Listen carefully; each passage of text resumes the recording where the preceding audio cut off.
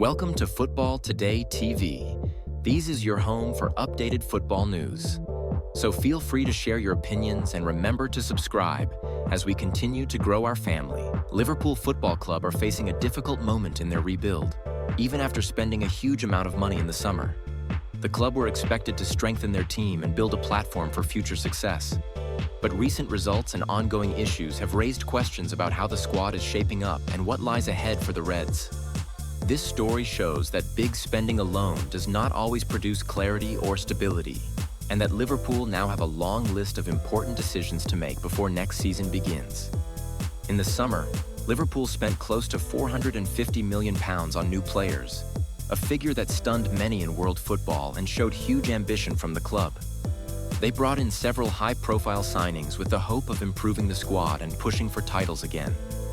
Some of these players have made an impact and shown their quality, but others have struggled with injuries or have not yet settled into the team.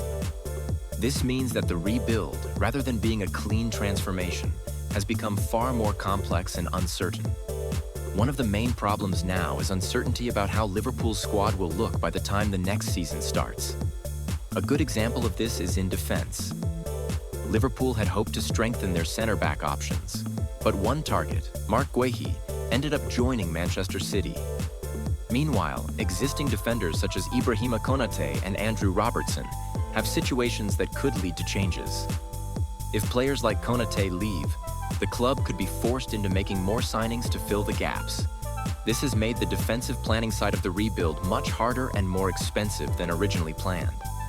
Another issue for Liverpool is that the contract situations of key defenders may soon require attention. Players like Robertson, Joe Gomez, and Virgil van Dijk are all approaching important stages in their deals. If Liverpool cannot extend these contracts, they might lose valuable experience from their backline, which could weaken the squad further. A weakening defense would be a serious concern for a team that wants to stay competitive in both the Premier League and in Europe. Problems are not limited to defense. On the right side of the pitch, Liverpool are also facing questions about how they will proceed. Mohamed Salah, one of the club's most important players, has returned from international duty later and has had open disagreements with the manager Arne Slot. This has fueled speculation about whether he will stay at the club for the long term. If Salah leaves, Liverpool will need to find a replacement who can provide the same attacking threat he has shown over many seasons. Federico Chiesa, who was brought in to play on the right as well, has barely featured and is expected to depart at the end of the season. His lack of playing time means Liverpool will likely need reinforcements on the right side of midfield, adding another layer to what is already a complicated future planning situation. When big players are leaving or not performing as expected, it forces clubs to rethink their transfer priorities, often at short notice. The midfield area, too, has drawn attention since the summer spending. This part of the team was rebuilt at great cost, and many hoped it would be Liverpool's strength in the coming years. However, questions remain over whether it is balanced enough to challenge for top trophies next season. Curtis Jones, for example, has attracted interest from other clubs, and if he decides he wants a new challenge, Liverpool could find themselves needing yet another midfielder. Complicating this is the difficulty Liverpool have had in selling some players. The club expected to receive around £35 million from Aston Villa for Harvey Elliott, but that deal has stalled, meaning Liverpool still have to find a buyer. When clubs cannot move players on, it limits their ability to manage the squad effectively and balance the books. Keeping players who are not playing regularly can lower morale and also limits opportunities for younger players to step up. Adding to the uncertainty is the fact that several key figures behind the scenes are also approaching the ends of their contracts. Manager Arne Slot, sporting director Richard Hughes, and CEO of football Michael Edwards all have around 18 months left on their deals. When leadership contracts are ticking down, it can create instability because the long-term vision of the club can come into question.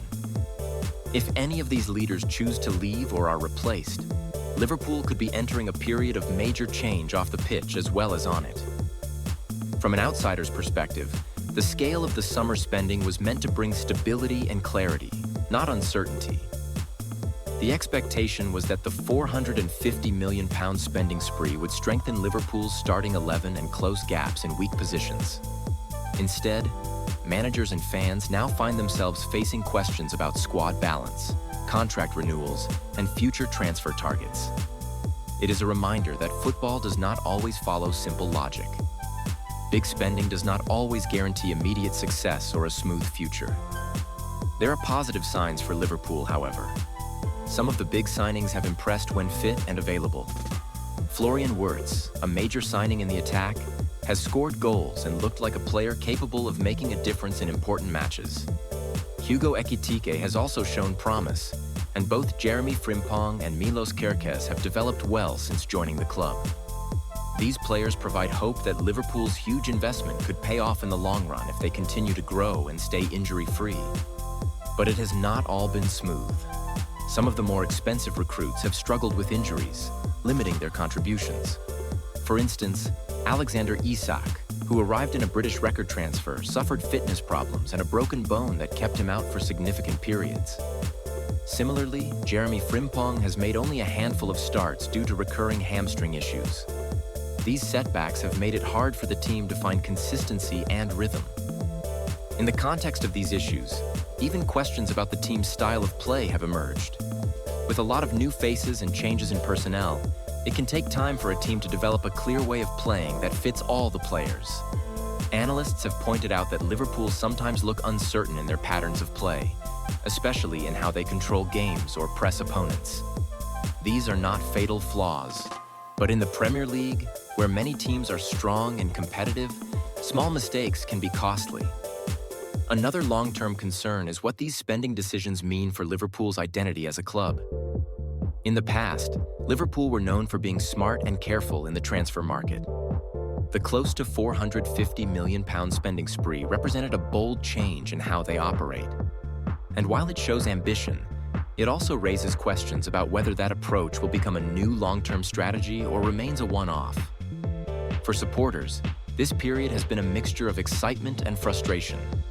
Winning the Premier League title under Arne Slot brought hopes of a stable era ahead. But the recent run of unresolved issues, from contract questions to squad balance, injuries, and unsettled recruitments, has created a sense of anxiety among fans. Many want reassurance that the club's leadership has a clear plan and that this moment is a transition rather than a drift.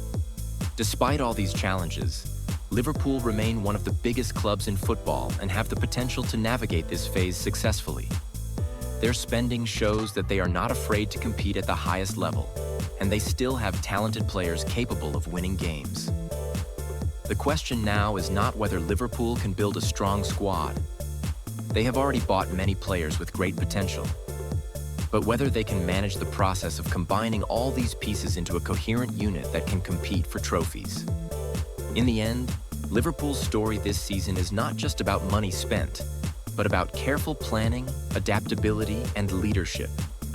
The choices they make in the next months, such as who stays, who leaves, and how contracts are handled, will shape whether this summer's spending marks the beginning of a strong new era or becomes seen as a moment when momentum slipped away. With so many moving parts and uncertainties, Liverpool's rebuild remains one of the most talked about issues in English football today.